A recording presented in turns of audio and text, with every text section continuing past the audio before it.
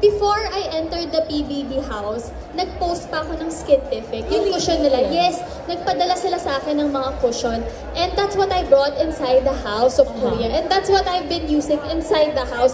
Doon din siya naubos. Oh my God. And yung thing nga is with, nasa bahay ka, sometimes, kahit anong angle, kailangan perfect ka. Yun lang yung ginagamit ko. Yes.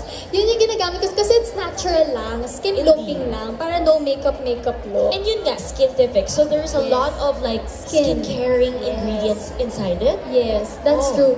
And dun rin ako kuminis. I have a very sensitive skin, by the way. Yes.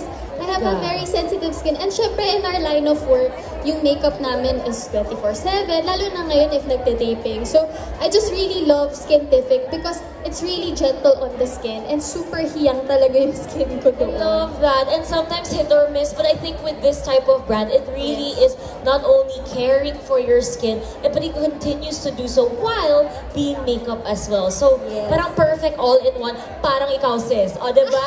Ikaw lang, sis. Perfect. No.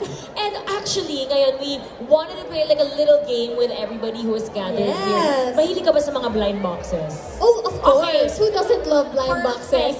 Wala ba akong blind box for now, but meron tayong here on our screen. We have like blind Skintific boxes dito. And what we'll do is like a little game. Pipili ka ng isang number and then may challenge lang siya. Super simple. Okay. Yes. So ako pipili ng number, no? Okay. I think, anong number gusto nyo? 6, 9, ay sila namimili. Ako, I'll go for number 1 kasi dapat syempre lagi tayong number 1. Yes! And Skintific is number 1 in your heart. So let's unveil ano po yung nasa number 1.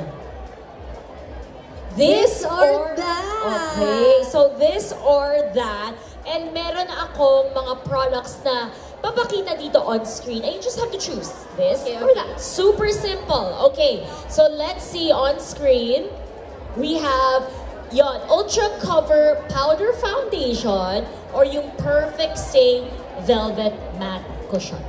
Ba't pa tayo lalayo? Siyempre, diba? Yun na nga sabi ko nga. Kakasabi ko lang din yung lagi kong ginagamit. So, let's go for the matte cushion. Okay, the Perfect Stay Velvet Matte Cushion. Cushion. So, let's get the cushion in. Okay, natalo yung powder here. So, let's see what is it with the cushion. Actually, we do want to note yung it does have 5 times ceramide. Actually, 12-hour. Kaya pala, 12-hour oil control. Talagang when you put it on sa bahay ni Kuya, protected na protected. Yes, whole day na siya actually. Hindi na rin ako nag-retouch. Hindi mo na kailangan mag-touch up kasi wala kang time din. Wala akong time. Ganun na lang din ako. Parang, basta sa morning yan na. Skintific all the way na. Tapos parang trusted ko na siya na kaya niya na to the whole day. Grabe. And you can say, parang sometimes when you're using this product, you can really say na yung it is just makeup but it's also not then. Parang, like this lang. Yes, and yun kasi yung uso ngayon, di ba? Yung parang glass skin lang, no makeup look. Indeed, and you have control of your look, you have control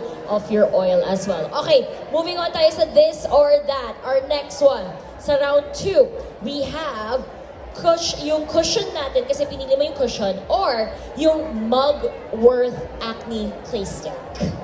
Oh my gosh, parang ang hirap naman. Kasi maganda din yung clay stick. Yes, actually, I like them both also. Pero let's go for Mugworth. Mugworth tayo? Okay. Clay stick. Okay, so nasa Mugworth clay stick tayo. And what is it about the clay stick that you do enjoy na trinay mo? Actually, yun nga, as I said, my skin is very